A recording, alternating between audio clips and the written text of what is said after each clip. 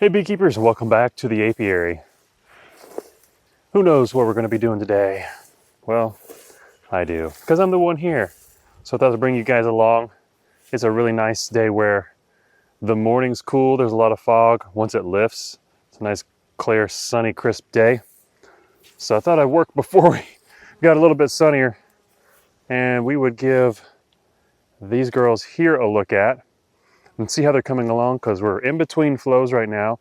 I need to see if they're ready for another box, but at the same time I want to check their congestion levels, something that I don't normally do. In years past, I usually ignore my hives during a flow.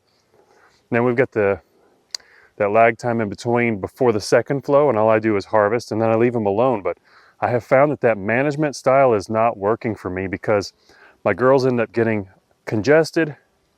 They try to supersede the queen, and they don't always succeed in that, and I don't catch it in time. So this year I'm doing things different.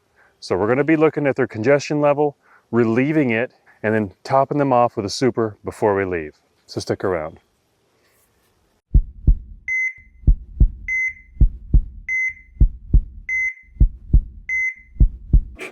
Well, our wildflower flow's been over for a few weeks.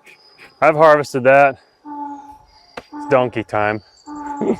And we're right at the beginning of our sourwood flow now, which is our final harvestable flow for the year. We've got one more flow later in the year in the fall, but it's not, late summer. It's not a reliable one. And if it is, it's something that the bees get to keep.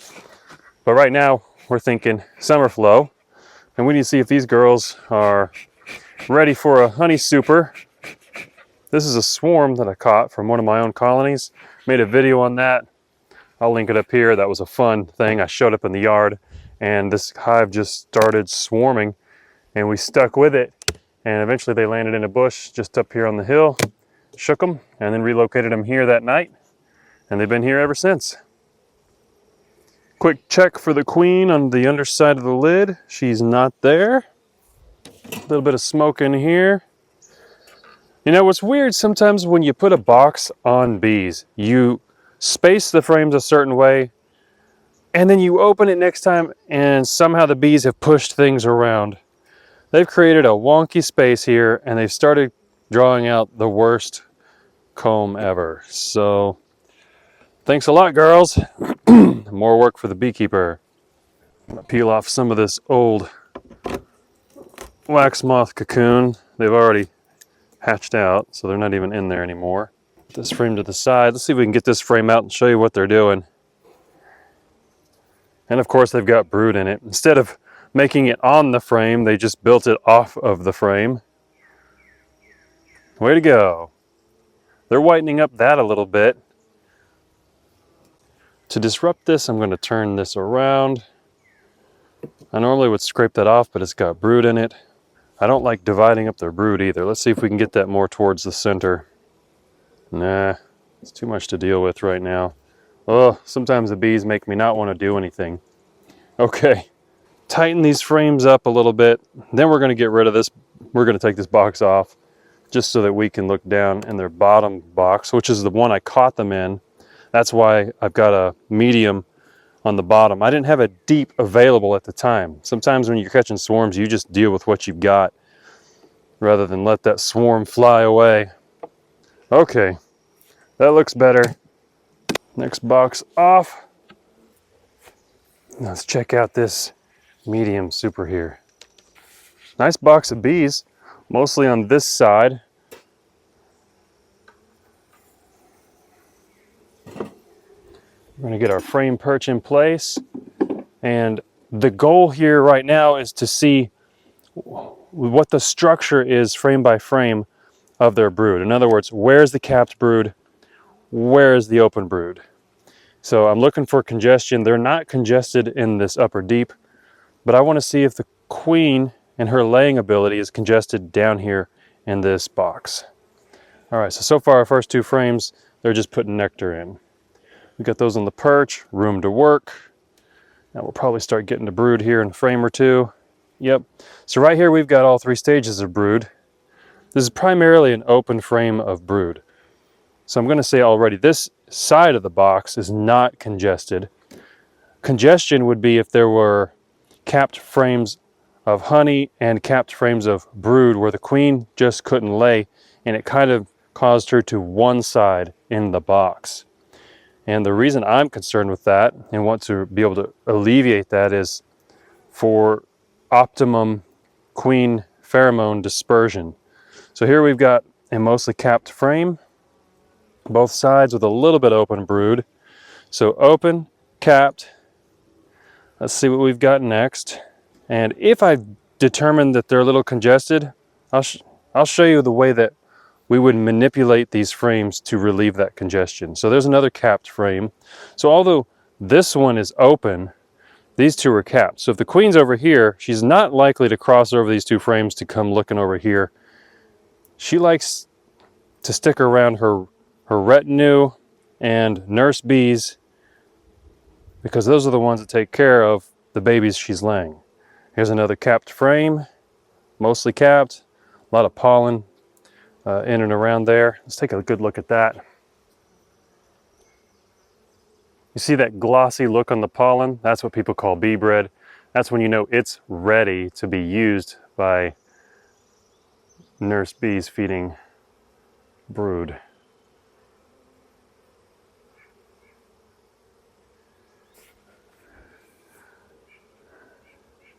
All right, I need to make a little bit more room for myself to work in here. Still, we've got open, capped, capped, capped.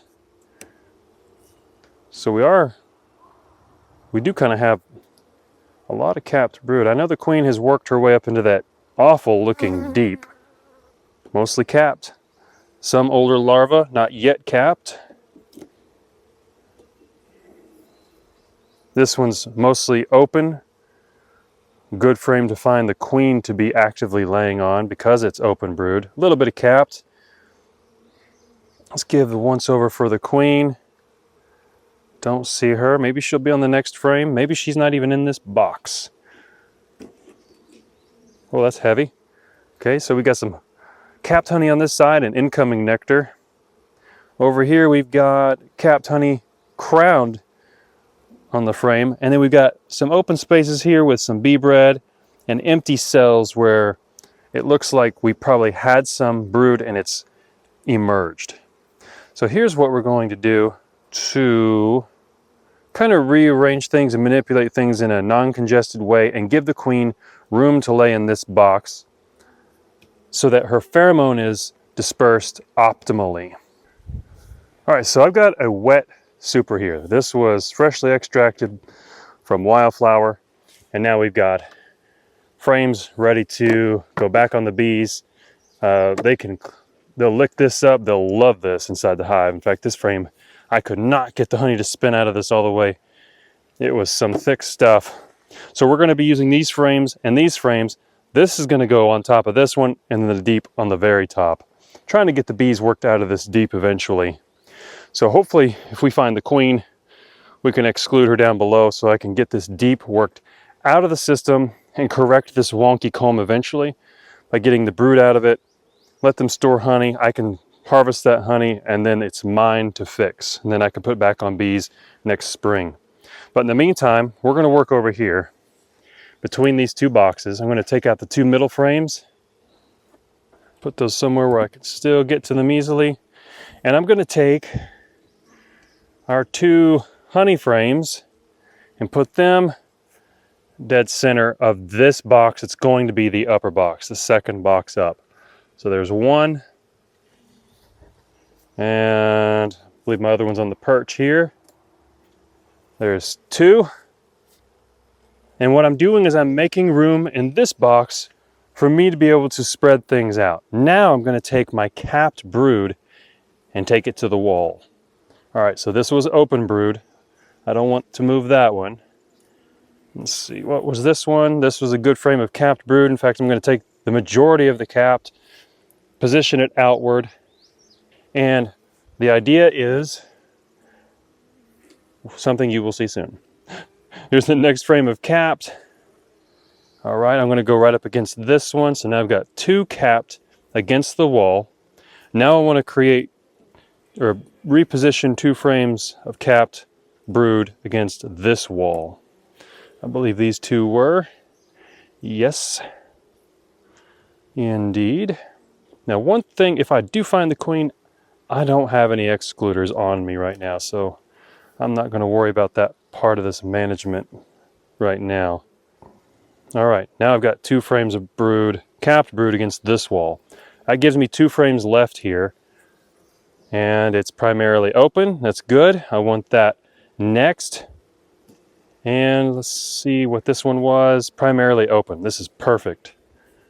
So now, 2 capped, open brood, and now we're going to stick 2 frames that the bees will clean the honey out of. In fact, there's a little bit, there's more honey in there than I want. I want to give them a frame that's still drawn out. You can't put bare plastic or foundation in this for this method to work. So there's one. There's hardly anything in there to clean up. The bees will clean that up, and it's giving the queen a fresh, new open area to begin laying in. And because these are open brood, it means I've got the majority of my nurse bees in this area, which the queen is going to like. So 1, 2, 3, 4, 5, 6, 7, 8. I need one more frame. Let's just put 3 in. Let's see. I'm going to do it.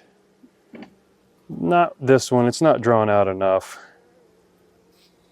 Although they do have a place for her to begin laying right there in the middle. I think we'll still go with something else. Here's a nice one. All they have to do is clean up this little area. This is the only spot that had some capped honey on it during extracting. I would prefer only 2 frames in the middle, but the 3 works. All right, so now we've got to reconstruct this box. And sometimes when you don't get extracted comb back out on bees in time, you start to get wax moth growing in there. In fact, look at this. That's not only the web, but there's a larva right there on the end of my finger. Nothing to worry about, because now that it's going on bees in a strong colony, they're going to clean that stuff right up. All right, so this is a frame of pollen. Heavy frame when it comes to extracting, believe it or not. I want that more towards the center. In fact, I'm going to put it as a bridge comb right in between these 2 frames that we moved up. I like it right there. Now we'll start sandwiching things in. And bees love to move up into a box. Any box, as long as they've got resource incentive to do so. If they don't have incentive resource-wise, they will ignore that box. They will become brood-bound in the rest of their equipment, honey-bound, and maybe even hit the trees before they'll waste resources on building out what you and I perceive as more space, but they just perceive as more work. There's a frame of heavy honey, and there's the last one. All right, so that's all the frames. I'm going to space these out, running 9 in here, 9 and 9. I have successfully run 9 and 10 frames in my 10 frame equipment. It's more of a preference. They make just a little bit more honey in a 9 frame box. All right, now we're ready to put this box over here, but we got to smoke these girls down because we don't want to squash anybody. And I'm going to smoke underneath this box and drive these bees up into the box. Move my frame perch. Bring my box up and over. I'm going to check the bottom real quick. Yep, that looks good. No bees hanging on there. So some of the comb that I didn't scrape off has pushed these frames up. So I'm going to kind of just push these frames down a little bit. Make sure that they stay in place. All right, the bees are beginning to fan. This equipment, although it smells like bees, it's unfamiliar to these bees. So they're already beginning to fan. Let me bring you guys closer for that. That looks really cool.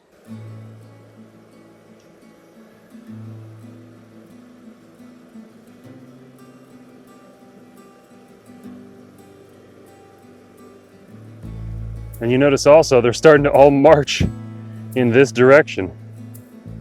Wonder why that is. And now we're just going to smoke them down a little bit so I can put their deep back on them. Now this deep has been sitting over here for as long as, well, we've been making this video. And they're not giving a nervous buzz. That tells me that the queen is very likely up in this deep. Something that we need to get take care of in time. I got to get an excluder here and find this queen. All right, let's get them on top. I'm gonna look underneath, make sure there's no bees hanging. They're good. Square it up. Make sure my frames are spaced the way I want them to minimize any further wonky comb growth building, and top it off with the cover. So here's my thinking in what we did today. I'm thinking that I would be content with these bees going into winter in a double medium setup. If this ends up being primarily honey, I will let them keep this for winter time and then eventually work the queen out of this by finding her and using a queen excluder, but getting her out of this box so that we don't have any more brood in here. I don't like destroying brood comb. I'm okay with scraping off and crushing honey comb, even, the wonky kind. That way we can correct these frames and get them drawn the right way so that next spring we can get some bees in them and manage this way better than when they start gluing frames together with that burr comb, the cross comb. That's it here today, guys. I appreciate you joining me in this video, and I'll see you in the next one. Hive Doctor out.